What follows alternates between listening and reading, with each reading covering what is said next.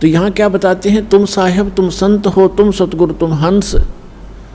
सतगुरु भी आप ही हो यथार्थ ज्ञान देने वाले, और तुम हंस। एक भक्त का रोल, यानी एक भक्त ने कैसे रहना चाहिए, कैसी उसकी दिनचर्या हो, कैसा व्यवहार हो, कैसे उसका आचरण हो, कैसी बोली हो, और कैसे वो रह रहा हो, कैसे निर्वाह करता हो, उसके लिए परमात्मा कहते हैं राज्य क्रमता राम की, रजा धरे जो शीस, दास गरीब दरस परस तिन बैठे जगदीश। कि जो परमात्मा ने आपके प्रारब्ध में लिख दिया, उसके आधार से आप जीना सीखो। प्रारब्ध का मतलब है कि जैसे आप जी को कोई अच्छे घर में, अच्छा घर हम मानते हैं जिसका घना धन हो, कोई अच्छी पोस्ट हो उसकी, ठीक है, आपके संस्कारवश आपका कहीं ऐसा जन्म है, तो ये ना भूलना चाहिए कि आप चाहे कितने धनी व्यक्ति या कितने ही मंत्री प्रधानमंत्री के घर जन्म आपको उतना ही स्थान चाहिएगा सोने और घूमने फिरने और क्रिया करने के लिए जितना एक निर्धन जहाँ गुजारा कर रहा है। एक कक्ष में, एक मकान में 20 कक्ष हों ऊपर नीचे, तो उस व्यक्ति ने एक ही कक्ष में, एक रूम में, एक तख्त पर, बिल पलंग पर, उतने स्थान पर टाइम पास करना है। तो परमात्मा ने हर तरह से हमें समझाने की चेष्टा की है। और परमात्मा पाने के लिए किसी को ये भ्रम हो कि धनी लोग जो घना दान धर्म करते हैं और उच्च जाति के हैं, पहले ये भ्रमना, ये भ्रांति बहुत ज़्यादा थी कि ब्राह्मण लोग ही मोक्ष प्राप्ति करते हैं, यही ऋषि महर्षि बनते हैं, इनके वंशज ये ऋषि महर्षि बनते हैं। तो परमात्मा ने ये सारी फड़क निकाली थी, ये सारी भ्रांतियाँ निवारण करने के लिए एक गरीब दुल्हाई की भूमिका की थी कि परमात्मा के भक्त को घड़ी जरूर आवश्यकता नहीं होती, और जब आवश्यकता होती है तो परमात्मा से वो छुपा नहीं होता, परमात्मा से कुछ छुपा नहीं, उसको सब पता होता है। जैसे हम कथाएं सुना करते थे, अब तो आपको ज्ञान हो गया है कि परमात्मा जो परमेश्वर है वही सब कुछ करता है, कबीर साहब ही सब दुख दूर करता है।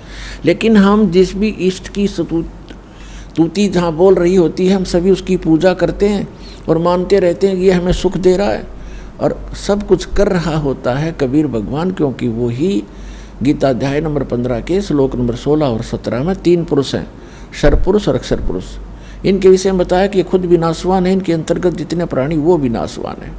उत्तम पुरुष है तू अन्य 17वें श्लोक में कहा। और ये लोग तरम अविष्य विभर्ती अवैश्वर है, वही सबका धारण पोषण करने वाला है, वो परम अक्षर ब्रह्म।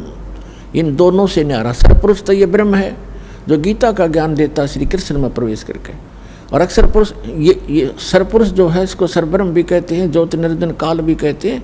ये केवल 21 ब्रह्मांड का स्वामी है, और अक्षर पुरुष 7 संग ब्रह्मांड का स्वामी है। और परम अक्षर ब्रह्म गीता अध्याय नंबर 8 के श्लोक नंबर 1 के उत्तर में अर्जुन को गीता ज्ञानदाता कहता है कि वो परम अक्षर ब्रह्म है, वो तत्ब्रह्म जो गीता ज्ञानदाता से अन्य और सुप्रीम गॉड है, कंप्लीट गॉड है। तो गीता अध्याय नंबर 15 के श्लोक नंबर 17 में कहा कि उत्तम पुरुष तु अन्य परमात्मा इति उदाहरत है। और ये लोग तरम आविष्य विभर्ती अवैश्वर है, वो तीनों लोकों में प्रवेश करके सबका धारण पोषण करता है, इंक्लूडिंग ब्रह्मा विष्णु महेश की भी वही आपत्ति निवारण करता है। जैसा कि आपको कल बताया था कि समुद्र पर जो पुल नहीं बन रहा था वो परमात्मा आए थे, क्योंकि वो भी उनके बच्चे हैं। चींटी से लेकर हाथी तक, रंग से लेकर राजा तक, देव से लेकर महादेव तक, निरंजन और दुर्गा तक उसी के बच्चे हैं।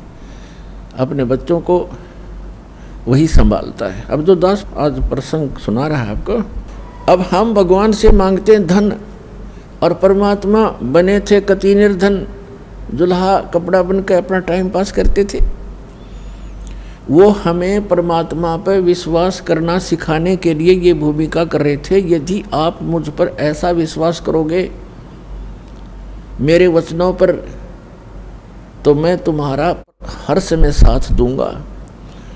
जो जन मेरी शरण है ताका हूँ मैं दास, और गेल गेल लाग्या फिरूं जब तक धरती आकाश। कहते पीछे पीछे फिरता, जो बच्चा गऊ की नजर में यूं साईं को संत, वो भगतों के पीछे फिरे भगत वत्सल भगवंत।